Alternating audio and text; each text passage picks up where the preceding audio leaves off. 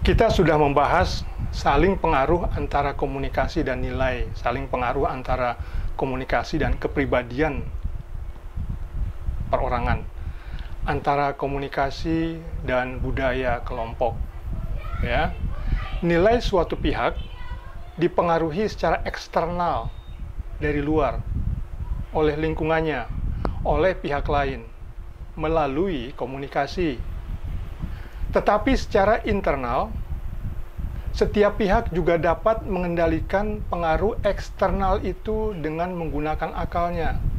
Setiap orang memiliki akal, setiap orang lahir dengan akal, yakni perangkat mental untuk berpikir, untuk menalar dan menyadari fenomena yang terjadi di sekitarnya. Dengan akal, pesan yang diterima diolah. Ya, setelah diolah, diyakini, menjadi persepsi atau gagasan, maka persepsi atau gagasan baru itu diinternalisasi, disimpan sebagai nilai. Ketika tidak atau belum mahir menggunakan akal, seseorang mudah menginternalisasi atau mengadopsi nilai-nilai orang lain tanpa memikirkannya terlebih dulu. Jadi kalau belum mahir menggunakan akal, atau tidak mahir menggunakan akal, atau tidak mau menggunakan akal, maka orang mudah sekali menginternalisasi, menginternalisasi atau mengadopsi nilai-nilai orang lain.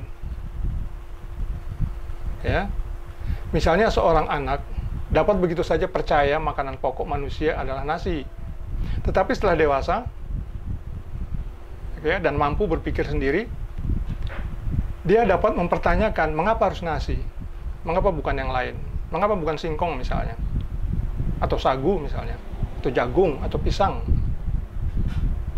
atau roti, atau yang lain.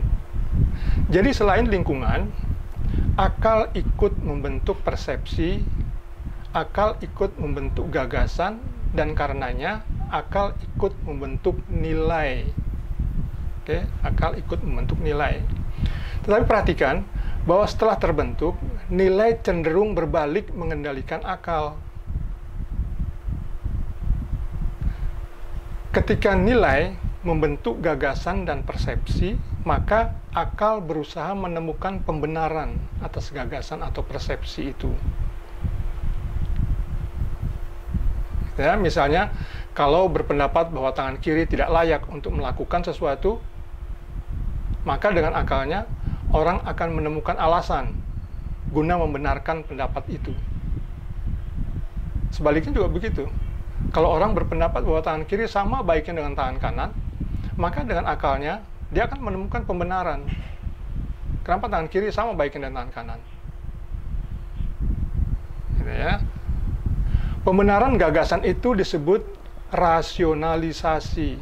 Jadi rasionalisasi adalah proses pembenaran gagasan dengan menggunakan akal, atau pembenaran persepsi. Persepsi bagian dari gagasan. Dengan demikian, nilai adalah juga pola pikir. Ya. Nilai meringankan kerja akal. Dengan nilai kita tidak usah berpikir lagi tentang apa yang harus kita persepsi, gagasan apa yang harus kita buat. Cara berpikir atau cara menggunakan akal juga merupakan bagian dari nilai. Ada orang yang biasa mempertanyakan kebenaran sesuatu, tapi ada juga orang yang mudah percaya pada gagasan orang lain, tanpa bertanya lagi, tanpa menggunakan akalnya lagi.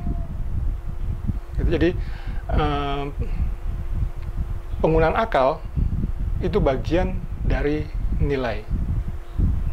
Ya, ada orang biasa menggunakan akalnya, ada orang yang tidak biasa menggunakan akalnya. Jadi kesimpulan sesi ini, dalam pembentukannya, nilai dipengaruhi akal. Tetapi setelah terbentuk, nilai cenderung berbalik mempengaruhi akal. Ya.